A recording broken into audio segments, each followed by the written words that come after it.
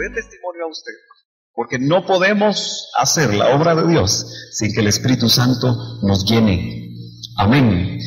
Capítulo 1 del libro de los Hechos, verso 8, fue el verso que leímos. Capítulo 1, verso 8 del libro de los Hechos. Usted me dice amén cuando ya lo tenga. Gloria a Dios. Dice la bendita palabra del Señor así: pero recibiréis poder. Yo quiero que usted haga énfasis, note eso muy bien. Pero recibiréis poder cuando el Espíritu Santo venga sobre vosotros, y me seréis testigos en Jerusalén, en toda Judea y Samaria, y hasta los confines de la tierra. Puede sentarse. Gloria a Dios. Gloria al Señor. El énfasis que el Señor me ha estado haciendo en estos días es recordar precisamente lo que Él trasladó precisamente momentos antes de elevarse a los cielos, como dice la Escritura, y lo habló en su ministerio como el Cristo resucitado. Esta palabra ya no la dijo Él en ese ministerio terrenal. Usted sabe que hemos dividido el ministerio de Cristo en ciertas fases. ¿Cuántos saben eso? El doctor Río nos enseñó el ministerio oculto de Cristo. ¿Se acuerda usted del ministerio oculto? Lo que significa el ministerio oculto, o de qué se habla, o qué se quiere decir cuando se habla del ministerio oculto de Jesús. ¿Cuántos lo saben? Sí, muy poquitos. Pero indudablemente la Biblia, después de narrarnos, especialmente en el Evangelio de Lucas, todos los pormenores en relación al nacimiento sobrenatural de Jesús, nos habla de cómo fue circuncidado según la ley al octavo día. Nos habla incluso que cuando tenía 12 años, Él sorprendió a los maestros de su tiempo, de tal manera que no podían entender cómo un niño de 12 años podía hablar las cosas que Jesús hablaba. Pero después de eso, en el lapso de 0 a 30 años ya no hay más. Y a eso el doctor Ríos lo definió como el ministerio oculto de Cristo. Y una de las cosas que más me gustaba cuando escuchaba sobre esto es que muchas veces nosotros podemos alejarnos mucho de la vida de Cristo, y aunque sabemos que es nuestro ejemplo, casi siempre le vemos como Dios. Y a veces se usa dentro de los cristianos el dicho, es que Él era Dios, para justificar nuestra manera de vivir como hijos de ese Dios que creemos. Y lo interesante es que Él nos hacía ver cómo Jesús, como hijo, se sujetó a sus padres. Interesante, ¿verdad? Que el arquitecto del universo, hoy los hombres están con la boca abierta, parecemos bocas abiertas, cuando se logra ver a través de sondas espaciales, que hoy muchos países están enviando sondas espaciales a Marte, que es un planeta relativamente cercano a la Tierra. Sin embargo, me parece que las imágenes de Marte toma una semana por la distancia física que hay hacia la Tierra en poder llegar a la Tierra. Eso le indica a usted más o menos el tiempo que necesitan las comunicaciones o la distancia que hay entre la Tierra y Marte, pero ellos están totalmente extasiados descubriendo el planeta rojo, que dicen que no es rojo, sino que se mira medio blanco porque tiene hielo, también tiene polos Marte y tiene hielo. Bueno, eso usted lo puede ver a través de algún canal televisivo cuando salgan las noticias. Pero ellos están extasiados, y usted y yo, a través de la Escritura, podemos ser testigos que el que formó el universo entero del cual el sistema solar apenas es un punto o una cabecita de alfiler, el sistema solar. Pero el arquitecto de ese universo vino a la tierra en forma de hombre y se sujetó a sus padres terrenales. Qué tremenda lección para los hijos. Todos los que aquí somos hijos, porque no importa si usted ya tiene canas como yo, seguimos siendo hijos, ¿verdad? Aun cuando nuestros padres quizá ya no estén en la tierra, pero aún seguimos siendo hijos y todavía tenemos la responsabilidad de honrarlos. ¿Cuánto más aquellos que todavía podemos tener a alguno de nuestros padres con vida? Vamos a sujetarnos a ellos.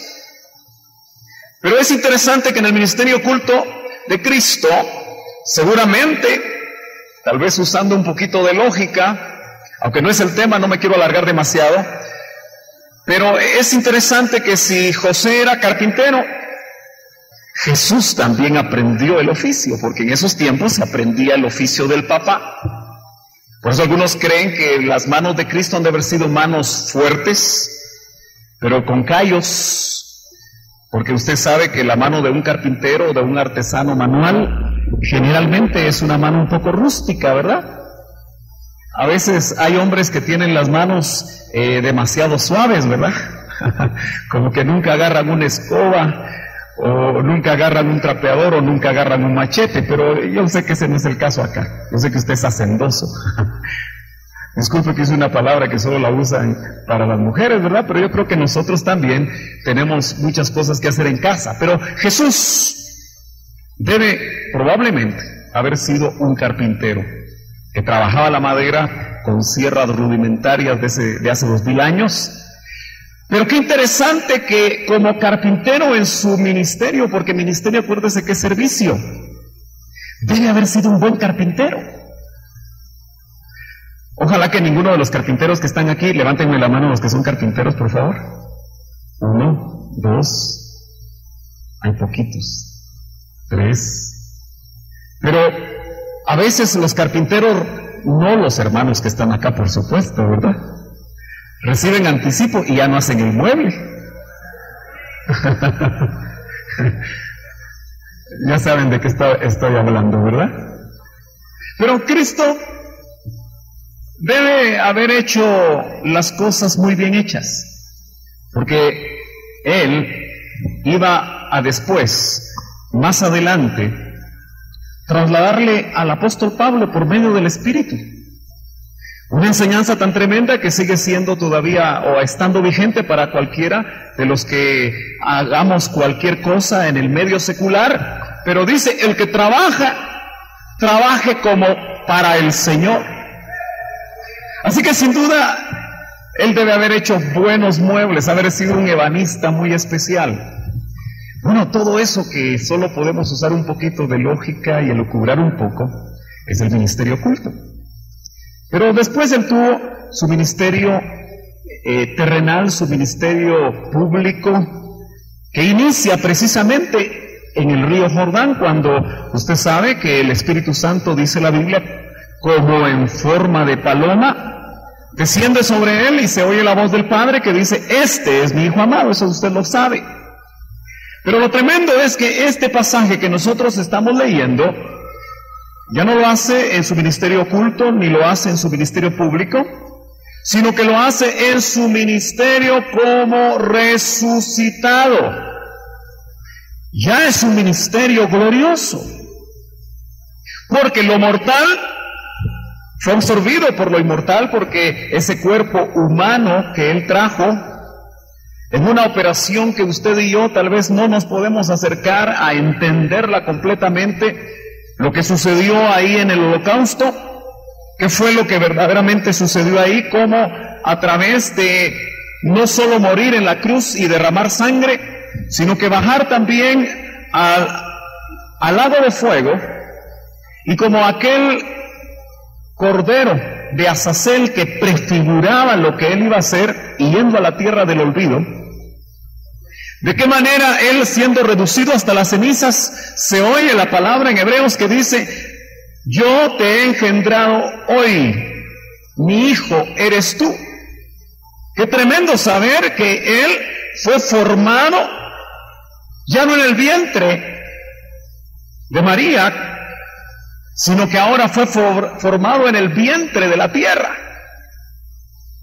Por eso podemos pensar que la misma tierra funcionó como una matriz para que él surgiera ya no como sacerdote de Melquisedec, sino que ahora iba a surgir como el sumo sacerdote de Melquisedec para poder guiar y dirigir a todos los sacerdotes en ese nuevo orden que somos nosotros. Así lo dice Pedro, somos real sacerdocio y él es nuestro sumo sacerdote. Eso es algo maravilloso. Pues ese es en su ministerio como resucitado. Él ya no usaba puertas, seguramente ya no caminaba. Bueno, no me pregunte el versículo, pero el primero sí, yo creo que la Biblia nos dice que estaban los discípulos. Ese lugar, el recinto donde estaban, estaba cerrado. Tenían miedo los discípulos. Y cuando usted tiene miedo, cierra la puerta. Pero él se apareció en medio de ellos. Tenía un cuerpo diferente. Los científicos ahora tratan de ver cómo desintegran el cuerpo humano, esta materia. Algunos creen que se puede acelerar a la velocidad de la luz este cuerpo. Yo no sé qué quedaría de nosotros si nos aceleran a la velocidad de la luz.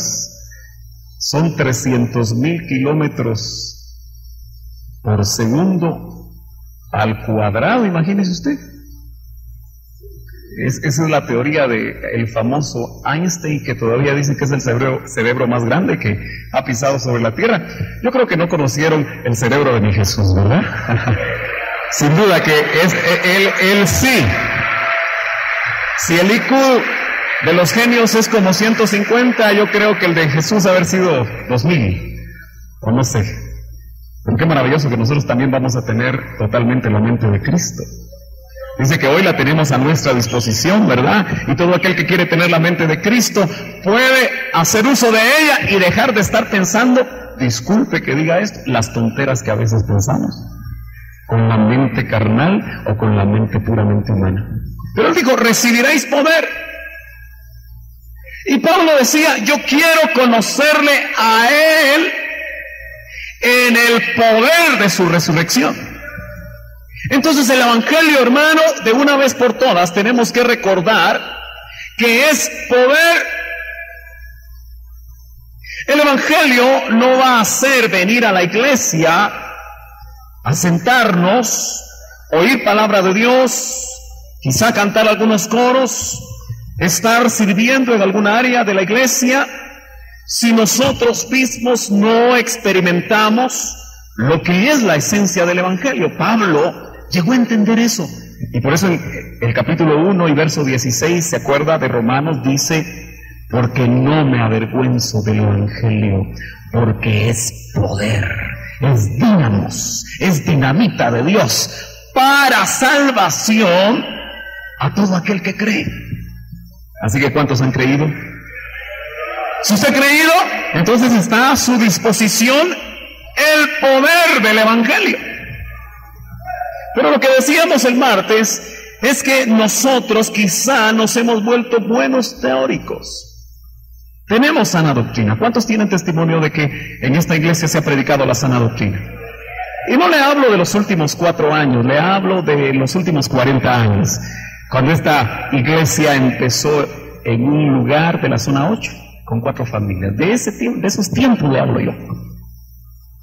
A nosotros nos toca ahora solo recordarle a usted. Usted sabe que a veces en nuestra función magisterial lo que nos toca a nosotros es solamente como el meñique se mete en el oído para quitar las basuritas que entran al oído y que no le permiten oír al oyente de una buena manera. Ese es el trabajo nuestro, recordar la sana doctrina. Pero si tú tienes sana doctrina, pero no la vives, entonces también no has entendido. Y la razón quizá más importante que yo he estado viendo para que haya, decíamos el martes, un vacío entre lo que tú sabes y lo que vives, es precisamente la realidad del ministerio del Espíritu Santo en nuestras vidas hoy. Es por eso que él dice, pero recibiréis poder. No dice cuando vayan al instituto bíblico. No dice cuando lleguen a obtener un puesto eclesiástico importante.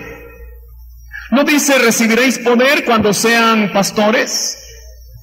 Ni siquiera dice recibiréis poder cuando sean apóstoles. Dice recibiréis poder cuando venga el Espíritu Santo. ¿Y cuántos tienen testimonio de que el Espíritu Santo ya vino a sus vidas? Porque el que no tiene testimonio, dice Pablo, que el Espíritu da testimonio a tu espíritu.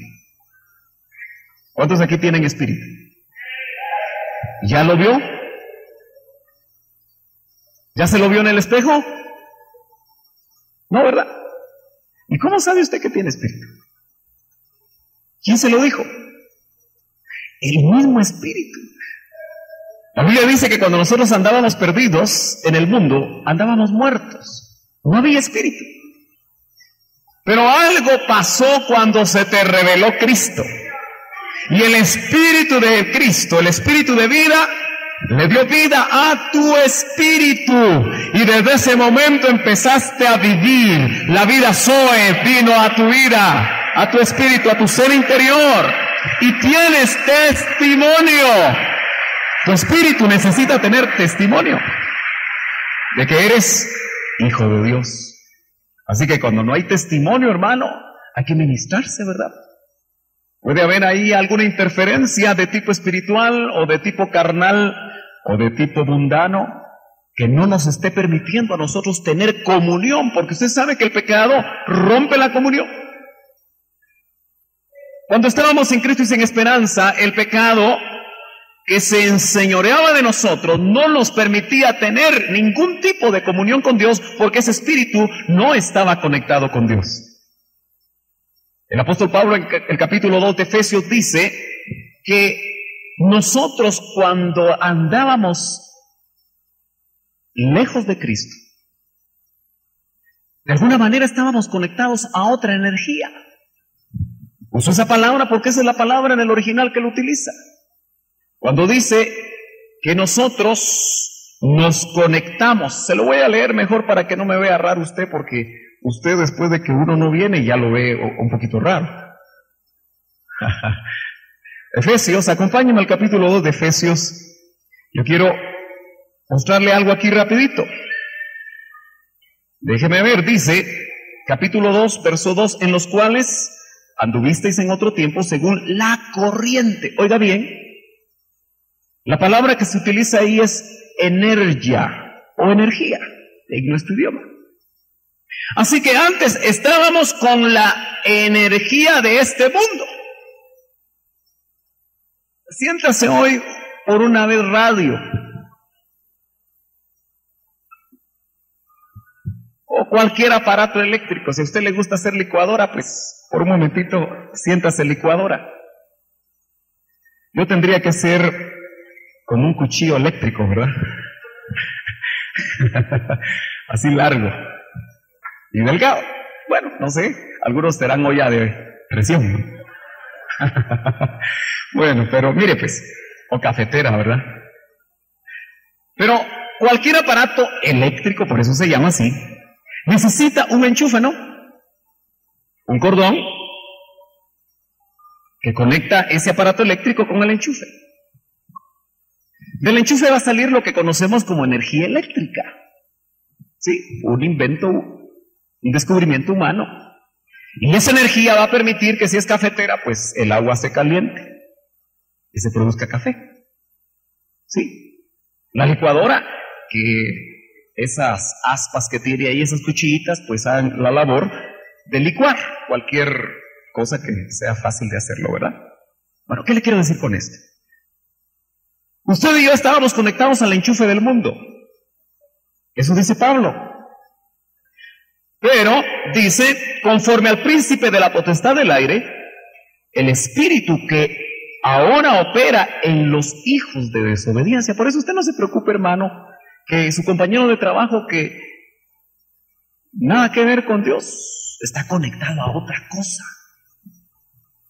Pero usted no tiene que portarse igual que él, sino que se tiene que ver la diferencia. Si él ilumina con rojo, usted ilumine con blanco. Si él ilumina con otro color, usted ilumine con la luz de Dios. ¿Por qué? Porque a usted ya lo cambiaron, dice, entre los cuales también todos nosotros en otro tiempo vivíamos en las pasiones de nuestra carne, satisfaciendo los deseos de la carne. Eso significa que a nosotros, hermanos, lo que hicieron fue que nos cambiaron de corriente. Ahora nos pusieron en la corriente del reino de la luz. Dios es luz. Aleluya. Ahora nosotros estamos en otro sistema, en otra dimensión, en otro reino. Por eso somos hijos de luz. Ellos son hijos de tinieblas. Pero ¿qué va a hacer eso realidad? ¿Cómo se va a mostrar que esa energía produce otra cosa? ¿Cómo? Cuando usted va ahí en el carrito en la mañana, algunos casi colgando de ese carrito, ¿qué diferencia hay entre usted y la mayoría de los que van ahí? Es que yo ya no hablo malas palabras, hermano. Viera cómo hablan, cómo tratan al chofer. Bueno, es que el chofer no lo ha enojado. ¿Qué tal si lo enoja? Tiene que haber algo interno. Tiene que haber un poder interno. Yo recordaba una frase del doctor. Disculpe que yo recuerde mucho al doctor, pero tengo que recordar aquello que atesoró mi corazón. Amén. Él nos hablaba del poder mutante. ¿Qué será eso? Usted sabe que las películas de ciencia ficción de estos tiempos, ¿a cuántos les gustan las películas de ciencia ficción? Qué cristianos vinieron hoy, ¿verdad?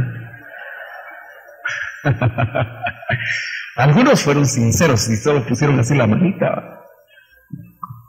Pero esas películas que están muy de moda ahora hablan de mutaciones, ¿verdad? Ahí salió un tremendo hombrón hecho en computadora, color verde. ¿Verdad que sí saben? Que por no sé qué situaciones químicas o no sé qué de qué tipo, se transforma en un monstruo. En mutaciones. La ingeniería genética hoy está a la orden del día y habla de mutaciones. Muchos piensan que cuando estén haciendo, y por cierto lo deben estar haciendo ya, las clonaciones humanas, van a surgir mutaciones. Porque indudablemente, ya desde el momento en el que han estado manipulando la genética de los animales, se ha sabido de mutaciones por resultados genéticos. Pero también se habla de las contaminaciones de tipo radiactivo, ¿verdad? Después de una bomba radioactiva, una bomba atómica, me parece que en Hiroshima y Nagasaki en 1900 algo, en la Segunda Guerra Mundial, hubieron mutaciones. Es como algo que altera lo normal. El doctor nos hablaba del poder mutante del espíritu. No, que no le va a dar miedo, ¿verdad? Que de repente le va a salir una oreja por aquí. No, el poder mutante del espíritu es el único que va a producir lo que vamos a empezar a ver a través de la escritura. La única diferencia que nosotros vamos a tener al caminar en lo que se llama ya el siglo XXI es que el poder mutante del Espíritu Santo se muestre en nosotros. Hace poco yo reflexionaba y tal vez el único testigo que tengo aquí de lo que voy a decir es el hermano Manuel. Porque estuvimos juntos, creo yo, cuando en una ocasión el doctor nos habló acerca de cómo los espíritus pueden afectar la materia. ¿De qué manera? Usted sabe que Jesús encontró una jorobada, hija de Abraham, que caminaba así, puro el jorobado de Nuestra Señora de Notre Dame.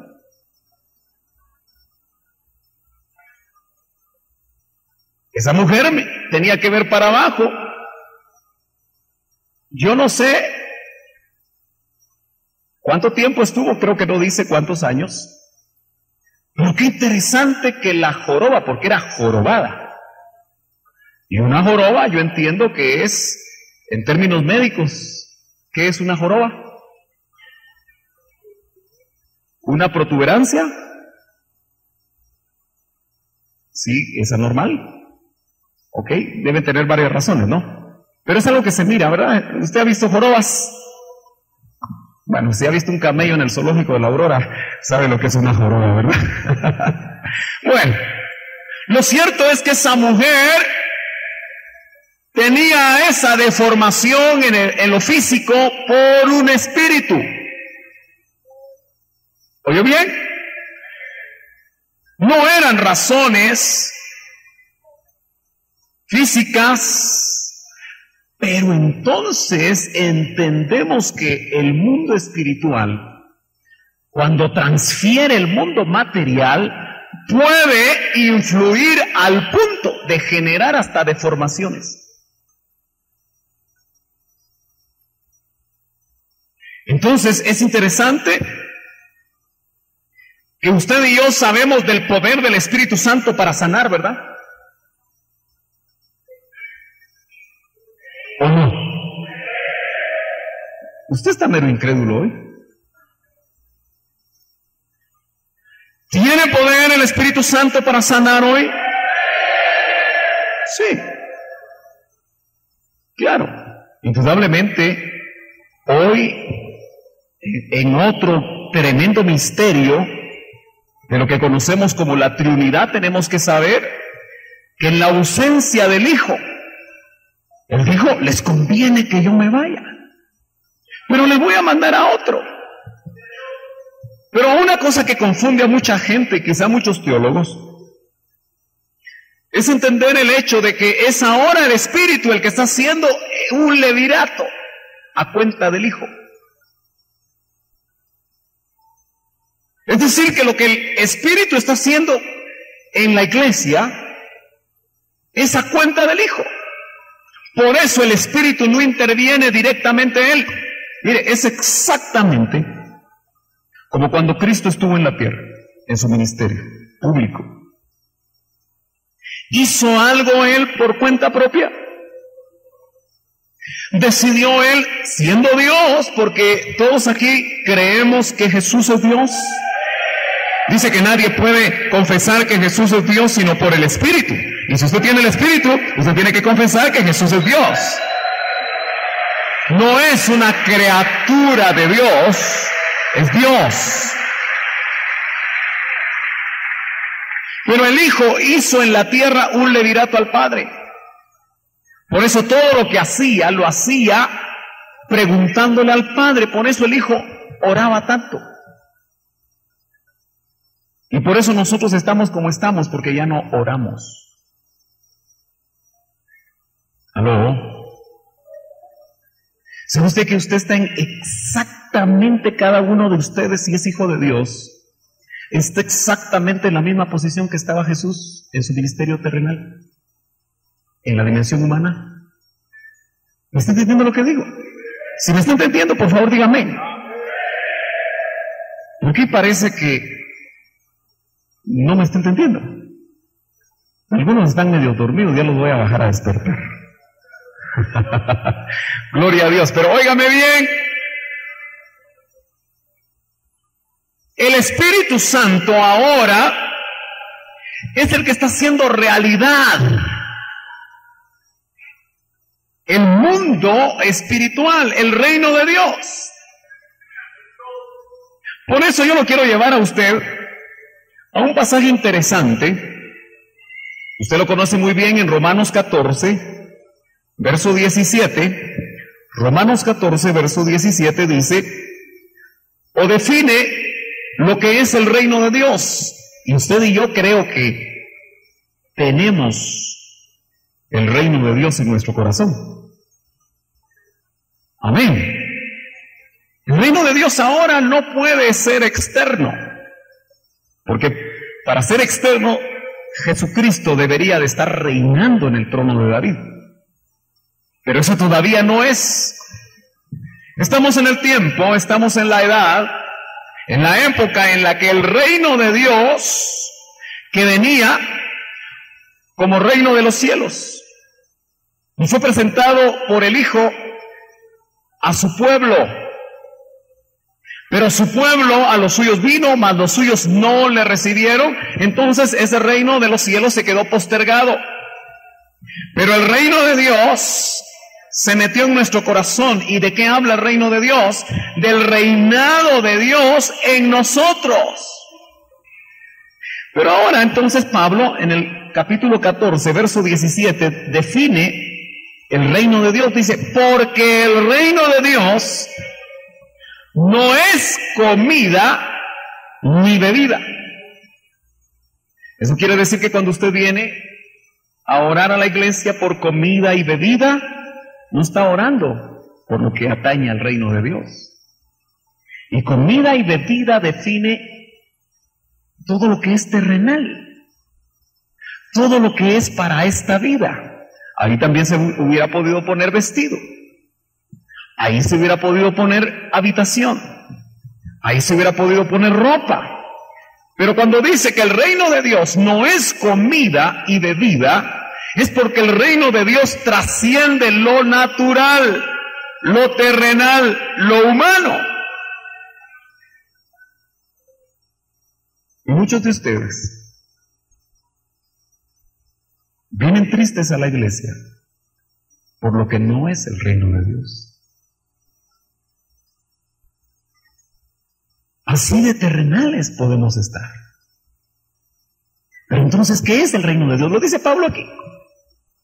Sino el reino de Dios es justicia. ¿Cuántos aquí ya fueron justificados? ¿Usted ya se siente justificado?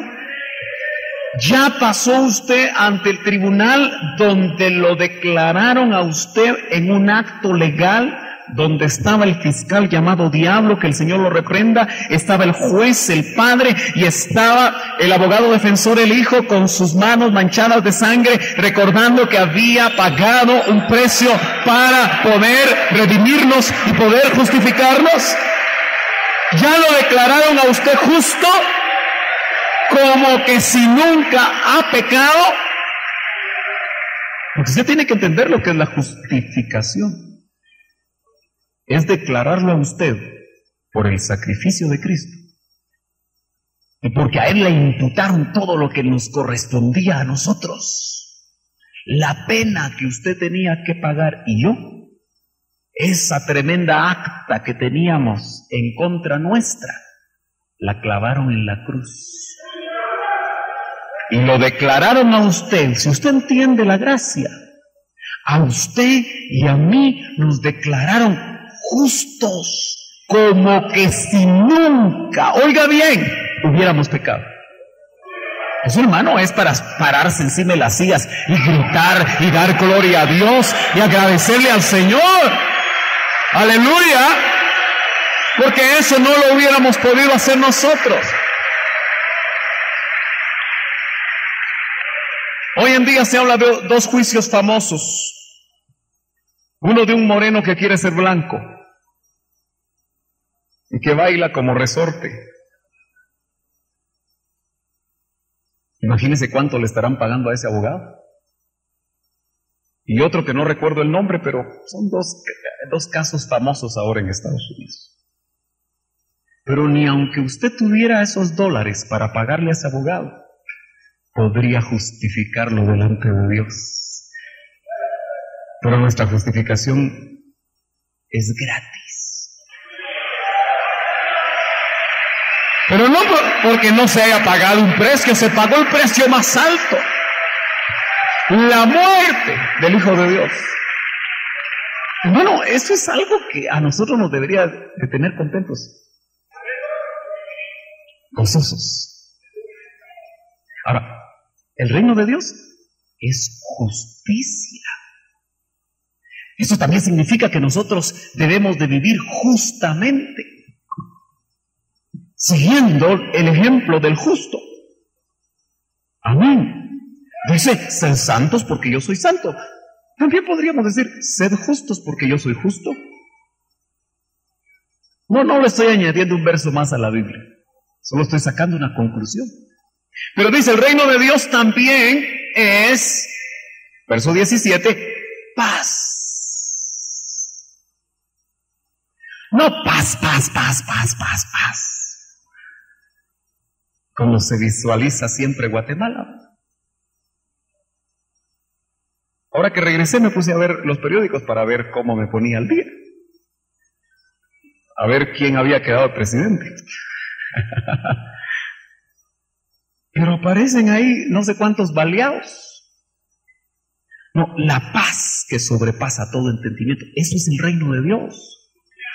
Hermano, por favor, yo quiero que usted me ponga atención un momentito. Si usted no tiene paz, si en este momento usted no tiene paz, si usted pasó este día sin paz, si lleva una semana sin paz, si lleva un mes sin paz, usted no está permitiendo que el reino de Dios sea una realidad en su vida. Porque yo leo eso. El reino de Dios es paz. Paz con su esposa, paz con sus hijos. Esa es la paz más difícil, ¿verdad? Porque el diablo ha salido por el mundo a destruir las familias, yo no sé cuántos lo saben. Hoy es más difícil dirigir una familia. ¿Cuántos padres dicen amén? ¿Sí? ¿No es fácil? Porque hay un enemigo que utiliza el hecho de que nosotros no hagamos realidad lo que la Biblia dice. Porque el reino de Dios es paz, pero también dice, y el reino de Dios es gozo. Pero me gusta la frase final de ese verso. Gozo en el Espíritu Santo. Entonces, ¿quién hace realidad el reino de Dios? ¿Quién es el que va a producir tu gozo? No es que te hayan subido el sueldo, hermano. No es que vayas a tener una oportunidad, quizá la más grande en tu vida, en el trabajo que tienes. Las cosas de la tierra no pueden producir gozo a la manera de la Biblia. Lo que pueden producir son alegrías efímeras. Andar en un carro BMW descapotado, a algunos les producirá alegría como signo del triunfo de su carrera universitaria quizá, o profesional. O quizá los honores hoy hacían una mofa de un personaje político de nuestro país que le gustaban las medallas. Dicen que debería ser arbolito de Navidad con tanta medalla. Los hombres buscan gloria humana, pero eso es efímero. Eso no te puede producir gozo. El único que puede producir gozo, según la palabra de Dios, es el Espíritu Santo en tu vida. Aleluya. El reino de Dios es gozo en el Espíritu Santo. Entonces, hermano, de verdad, si yo lo veo a usted triste, y veo muchas caras tristes, veo mucha gente cargada, sonría, Cristo le ama, gócese. ¿Tiene enfermos en casa? Gócese. Ay, como usted no los tiene, pero los he tenido. Y también mi alternativa ha sido ponerme triste o confiar en el Señor. No hay para dónde. Acuérdate, hermano, todo el pueblo de Israel y Moisés fueron puestos en una situación muy difícil frente al Mar Rojo y el ejército de Faraón que los alcanzaba. Y que no venía precisamente a llevarlos en carros de regreso a Egipto. Venía a demostrar su ira por la muerte de los primogénitos. Y si Dios no interviene, hubiera sido una masacre. Pero Moisés se puso a orar. Y Dios le dijo: Moisés, no es tiempo de orar. A veces no hay que orar. Es de tomar la vara. Y la vara nos habla del poder del Espíritu Santo para tomar autoridad. Y le dice: toma la vara y háblale al mar. Y se dio el milagro totalmente fuera de toda idea humana para Moisés. Por eso, si hay enfermos en casa, esperemos que el Señor nos dé la orden y tomamos autoridad y también levantemos la vara. Si hay problemas económicos, confiamos en aquel que dijo y no miente: yo soy el dueño de la plata y el oro. Hermano, si usted todavía no ha aprendido la lección de fe que Dios nos ha dado en estos 4 años, no ha aprendido nada. Porque de la nada, hoy estamos donde estamos. De la nada. Porque Dios llama y hace de lo que no es, lo que es. No puede hacer eso en tu casa. Es que usted tiene que aprender, hermano, que lo que Dios nos está mostrando a nivel cuerpo, a nivel iglesia, también puede ser realidad en tu casa.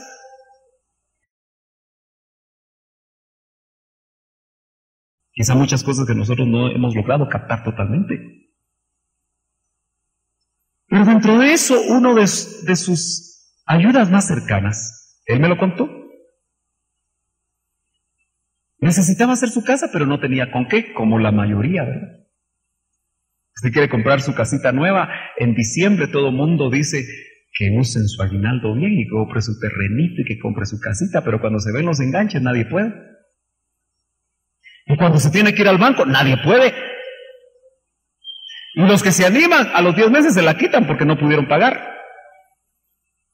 Y es una situación difícil, pero este hermano tenía su terrenito, pero no tenía ni siquiera para un bloque. Pero habían vivido la experiencia de la construcción del templo. Y ese hermano había dado su casa. Ese nivel de entrega tenía ese hermano. Precisamente yo creo que por el ejercicio de fe, le dijo: ahora que no tienes, es el momento de hacer tu casa. Porque si tuvieras, ya no usarías la fe. No sé si me entiende. Todos nosotros somos muy previsores, ¿verdad? Y hacemos algo hasta que hay. Pero aquel que se empieza a mover en la fe y se ejercita en la fe, empieza a hacer las cosas cuando no hay.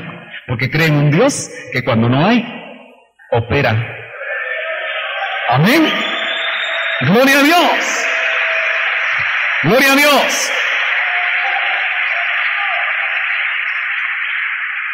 Romanos nos habla, y casi todas las epístolas, de lo que hace el Espíritu. Romanos capítulo 5, verso 5, ahí cerca de donde usted está.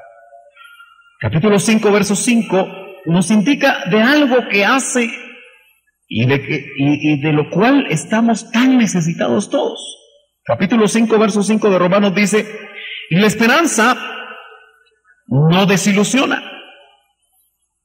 porque el amor de Dios ha sido, note, es un hecho pasado, ha sido derramado en nuestros corazones por medio del Espíritu Santo que nos fue dado. ¿Cuántos aquí se sienten sin amor? Bueno, es una pregunta demasiado personal, ¿verdad? Pero ¿cuántos en algún momento han tenido experiencias donde se han sentido que nadie los ama? A los que no levantaron la mano, los envidio. Pero también ellos han sentido, lo que pasa es que tienen frío. Sí, han habido experiencias, tal vez fugaces. Pero dice que el amor de Dios, no el amor humano, mucho menos el amor erótico, sino que el amor ágape de Dios, ese que es incondicional, ha sido derramado en nuestros corazones por medio del Espíritu Santo. ¡Aleluya! Entonces, cuando el diablo te venga a atacar, y es que lo tremendo es que el cachudo no aparece con cachos, sino que ataca a veces a un hijo por medio de un padre furioso. ¿Aló? Y cuando ese hijo, quizás siendo corregido de una manera inadecuada, o siendo denigrado de una manera equivocada, bueno, no hay una manera buena de denigrar. Indudablemente que el enemigo utiliza instrumentos para hacer daño. Y ese hijo, ese niño se siente no amado. Si es un hijo de Dios, tiene que recordar y tiene que creer que el amor de Dios, del Padre Celestial, ya fue derramado en su corazón por el Espíritu. Es que, hermano, la palabra o la crees o te la aprendes. Muchos de nosotros, hermanos, somos buenos catequistas. ¿Qué es eso, hermano? Recitamos la palabra de memoria, los versos. Pero el hecho de que nosotros nos enfrentemos ante las situaciones de la vida y esa palabra no se haga rema, sino que se quedó como logos, letra, conocimiento, información, hace la diferencia. Si la palabra de Dios me dice a mí que el amor de Dios ya fue derramado, yo lo debo de creer. Y cuando me siento así, que nadie me quiere, que mi esposa ya no me quiere, que mis hijos ya no me quieren. Dicen que a cierta edad a los hombres les da la... Así que si usted ya pasó de los 60, ya la andro le viene taloneando. Bueno, yo voy a hacer alusión a un momento en el que un ministro muy amado, evangelista de muchos años, nos contó eso aquí en el púlpito. Y de repente le agarró la andro. Y tenía que decirle a su esposa, mija, ¿me amás? Y ella, para hacer el chiste al contrario, le dijo, bueno, ¿y por qué he estado contigo hasta este tiempo? Y preguntándole a sus hijos, ¿me aman? Y eso le pasa también a las mujeres, le cuento. Hay ciertas edades en las que a la esposa hay que decirle 20,000 veces que se le ama. Entonces le aconsejo que compre un buen cassette, que lo grabe ahí, que se lo ponga así toda la noche, con el mensaje subliminal. Y cuando despierte, lo más seguro es que te va a decir, ay, mijito, ¿cómo me siento de bien? Bueno, interesante, ¿verdad? Pero el amor de Dios ha sido, no va a ser. Entonces eso significa, hermano, que eso debe ser una tremenda verdad que nos debe de mover a nosotros. Cuando no te amen en el trabajo, cuando no te amen en tu casa, cuando no te sientas verdaderamente valorado, acuérdate que el Espíritu Santo hizo realidad el amor de Dios en tu vida. Cuando el enemigo se acerca y te dice, ya viste que Dios no te ama porque mandó esa enfermedad y no te sana, repréndelo y dile, yo creo la palabra de Dios, yo creo que el Espíritu Santo dice que derramó el amor del Padre en mi vida y ese diablo se va a ir. Aleluya. Aquellos jóvenes estudiantes que no hay modo que ganen porque no estudian. Fíjese usted que ahora estudian los patojos viendo tele y con audífonos. ¡Hala! Dice uno, qué bárbaro, ¿verdad? ¿Cómo se concentran a saber? Pero a la hora de la entrega de notas, 5. Pero ni siquiera una calificación de 1 a 10, que usan mucho, sino que 5 de 100. Y todavía dicen, ay, es que ese profesor no enseña bien, dice. Y se sienten todos frustrados, ¿verdad? Pero yo estoy hablando de un buen estudiante, ¿verdad? Que el profesor lo lleva mal. Y que ya hizo 5 veces el privado y no hay modo que gane usted.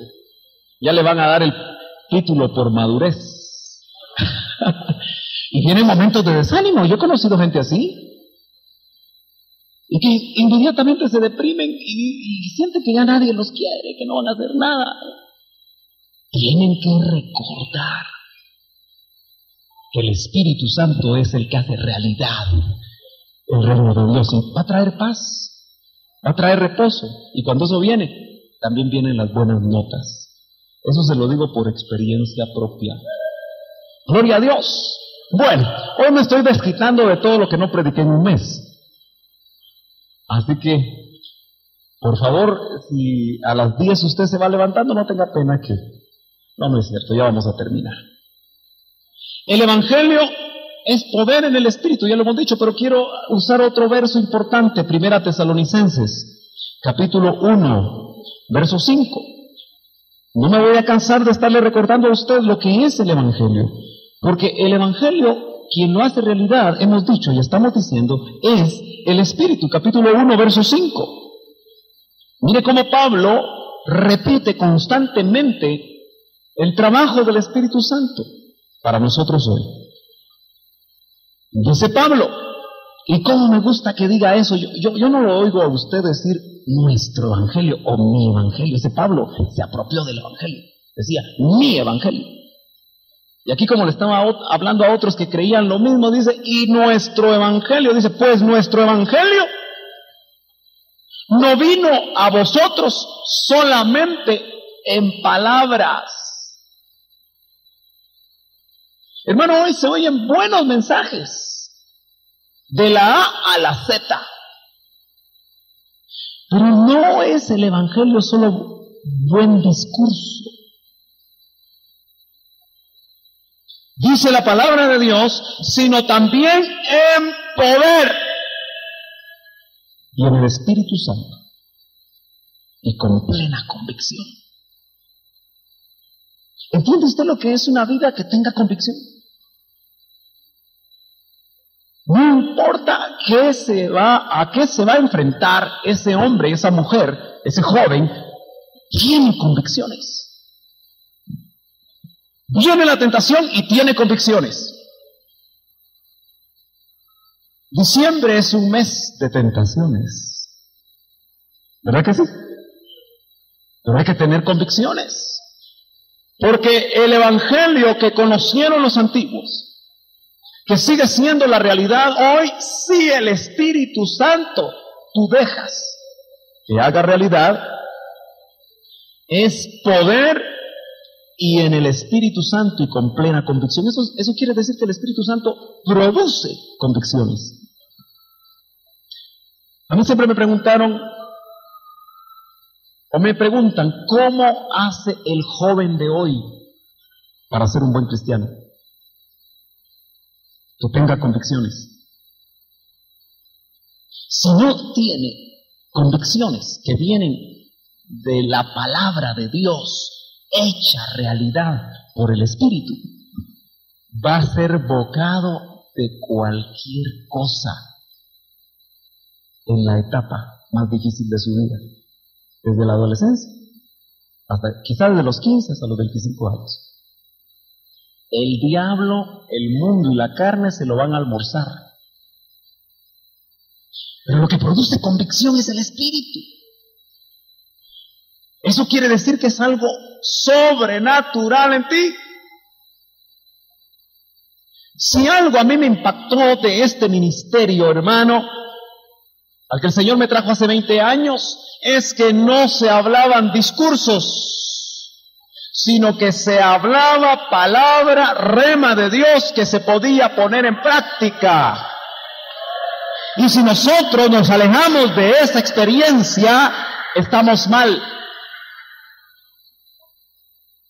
Si nosotros no podemos tener convicciones ante la tentación, si no podemos tener convicciones ante la adversidad, es que definitivamente estamos, hermanos, se lo tengo que decir, estamos carnales. Porque si no estamos llenos del Espíritu Santo, ¿llenos de qué estamos? De carne. ¿No hay para dónde? Pablo nos puso la batalla civil dentro de nosotros. Es una guerra civil la que nosotros tenemos adentro. Carne, por un lado, espíritu por el otro. Y dice que los dos pelean para tomar el control. Así que, sentenciados hoy todos nosotros, en esta noche. Si te domina la carne, eres carnal. Si te domina y estás lleno del Espíritu, porque estar lleno del Espíritu es estar controlado por el Espíritu. Por eso se hace realidad el reino, porque el reino es que el señorío de Cristo sea una realidad en ti.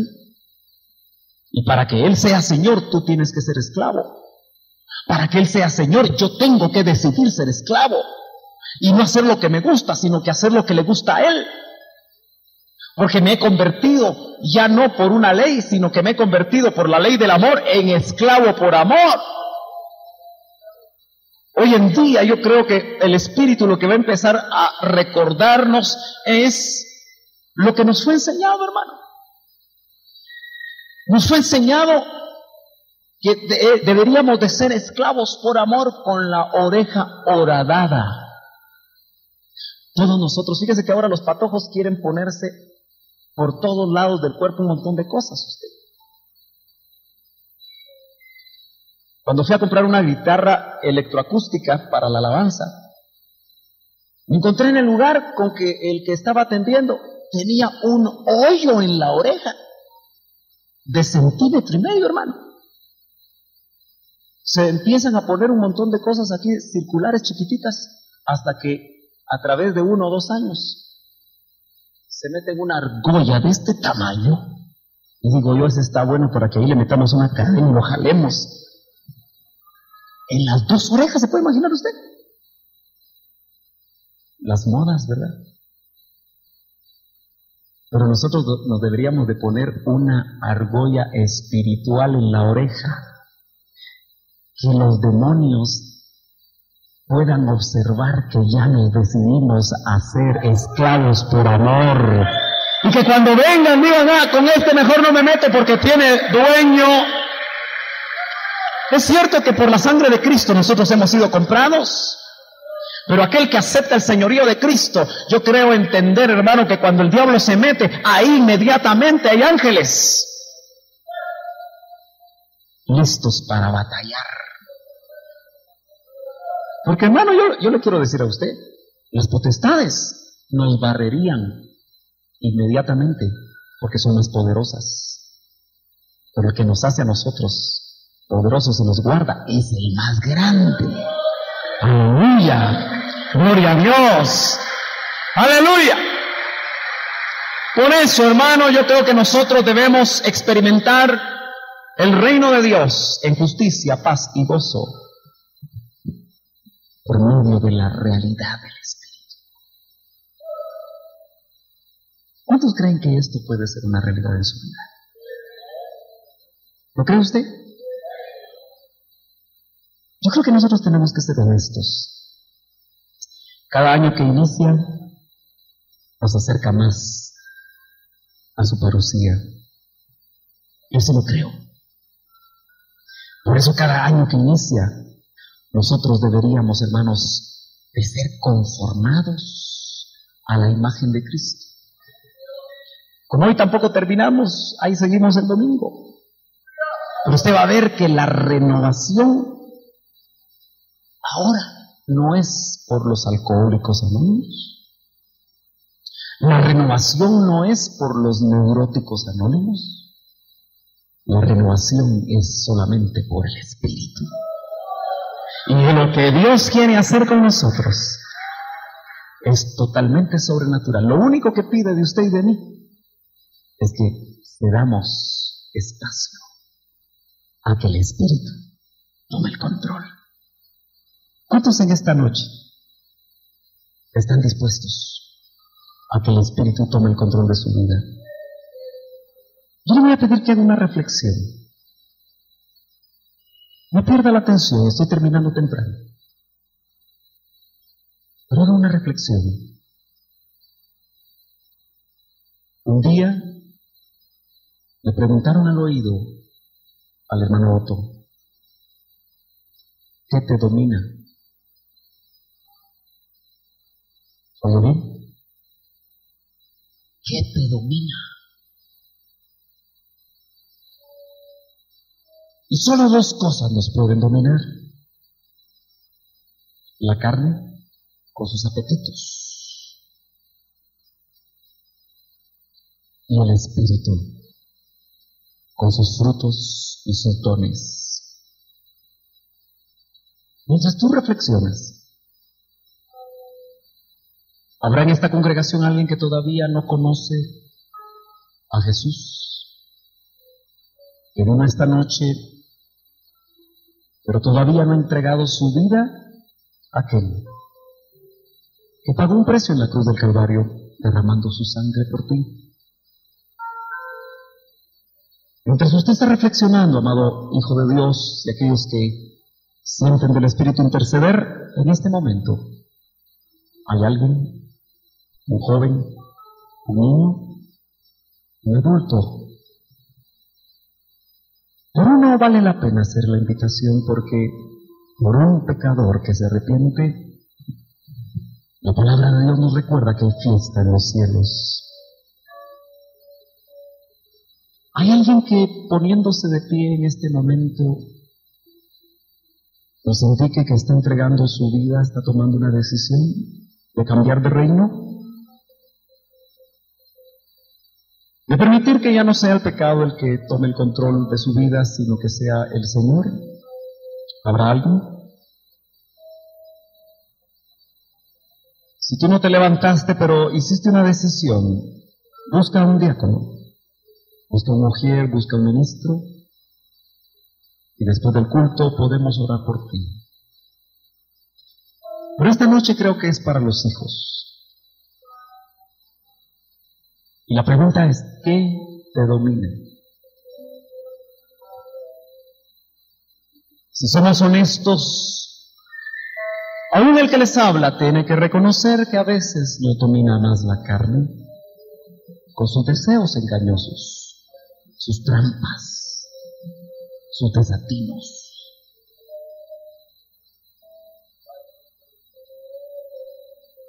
Pero Jesús, antes de ascender, dijo, de una promesa que se hizo realidad 40 días después,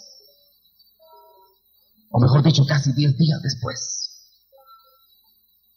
Y él dijo, recibiréis poder. Ese poder no es solamente para obrar milagros, como hoy a veces está de moda, sino que aun cuando ese poder Dios lo usa para sanidades, para prodigios, para milagros, para romper las leyes naturales, una cosa que hemos olvidado es que ese poder es para transformarte a ti de adentro hacia afuera. La religión solo cambia exterioridades. Le quita el cigarro o le quita el vino, el alcohol al hombre, pero le deja un corazón lleno de perversidad, lleno de maldad, lleno de pecado. Pero el poder del Espíritu Santo que hace realidad el Evangelio, porque fue el Espíritu Santo el que por primera vez te convenció de pecado, te convenció de juicio. Es el Espíritu Santo el que en esta noche quiere hablar profundamente a tu corazón y te pregunta otra vez, ¿qué te domina? Si has estado reflexionando y esa reflexión te lleva en esta noche a la conclusión que no es precisamente el espíritu el que está controlando tu vida, sino que ha sido tu carne. Ahora yo quiero hacer una invitación a todo aquel que anhela con todo su corazón rendir su vida, sus pasiones, sus necesidades, aún su confusión, su frustración, todo aquello que estás haciendo una brecha entre lo que Dios dice en su palabra y la realidad de tu vida, lo que vives todos los días. Todo aquel que anhela con todo su corazón hacer una entrega, por lo menos decirle, Señor, reconozco mi condición. Tú la conoces. A tú no te puedo engañar. Juntos. Si no te animas a pasar por ahí donde estás, el Espíritu Santo te está hablando. Toma estos minutos para reconocer en esta noche tu necesidad, como yo reconozco delante de Dios también mi necesidad de ser llenos del Espíritu Santo. Ahí donde estás, tal vez levantando tus manos o poniéndote de pie, o quizá arrodillándote o postrándote. Pero si el Espíritu de Dios está aquí esta noche, si el Espíritu Santo de Dios se está moviendo, no te puedes quedar como estás. Algo tiene que pasar en ti. Ese espíritu que anhela llenarte de paz, llenarte de gozo, disfrutar y experimentar la justicia de Dios en tu vida, experimentar la novedad de vida, que aunque no haya comida ni bebida, pueda haber lo que es trascendente. Por eso ahí donde estás recibe administración del Espíritu. Mientras oramos por aquellos que han venido aquí al frente, tú recibe tu porción, no te vayas vacío, porque Él te quiere llenar esta noche. Aún muchos que tal vez no hablan todavía en otras lenguas, porque aún no han sido bautizados, si lo anhelan, ahí donde están, el Espíritu Santo puede llenarte de tal manera que haya evidencia del bautismo con el Espíritu Santo. Padre, oramos por aquellos que han venido al frente. Tú conoces, Señor, su necesidad. Y te suplicamos, Señor, que tú mires a la necesidad de cada uno de ellos. Mira, Señor, cómo han venido en esta noche reconociendo su necesidad. Te suplicamos, Señor, que tú seas propicio y que operes internamente por el poder de tu Espíritu un cambio. Señor, haz realidad las verdades de tu palabra, que solo se pueden experimentar por tu Espíritu. Me permite, Señor, que ellos, ahí donde están, empiece a ser llenado su vaso del vino celestial. En el nombre de Jesús, en el nombre de Jesús, opera un milagro interno, Señor. Que el poder mutante de tu Espíritu Santo opere, Señor, en la vida, de acuerdo a la necesidad espiritual y material, en el nombre de Jesús. Te lo suplicamos, Señor, haz realidad tu palabra en la vida de este joven. A través del poder del Espíritu Santo, haz realidad tu palabra en la vida de este niño. Llénalo, Señor, hoy del poder de tu Espíritu Santo. En el nombre de Jesús. En el nombre de Jesús. Ahí donde está. No se quede, hermano, como espectador. Llévese su porción. Llévese su porción. Levante sus manos como que va a recibir algo. Ninguno de los que estamos aquí estamos lo suficientemente llenos como para no necesitar que Él nos llene de su Espíritu Santo. Es un mandamiento.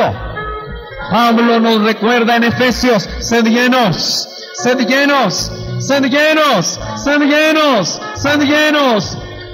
Óigame, el martes hablábamos que ser lleno es ser capacitado.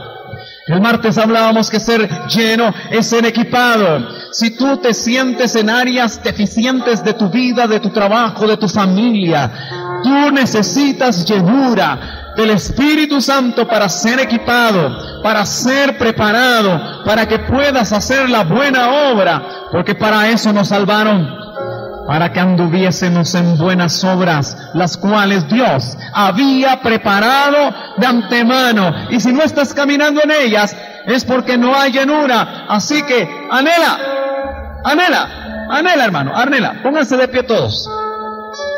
Pónganse de pie. Póngase de pie, ahí donde está, con sus manos en alto. Anhele. Anhelar no es solamente un simple deseo. Anhelar algo es como cuando alguien está en una atmósfera que no hay oxígeno. Anhela para vivir ese oxígeno, ese aire. Anhela de esa manera la llenura del Espíritu Santo. Porque la palabra de Dios dice: y fueron llenos, y hablaron en otras lenguas, y fueron llenos, y milagros, señales y prodigios había entre ellos, y fueron llenos, y experimentaron el amor del Padre, y fueron llenos, y la palabra les fue revelada, y fueron llenos, y hablaban conforme a las palabras de Cristo, con autoridad, con denuedo, sin temor.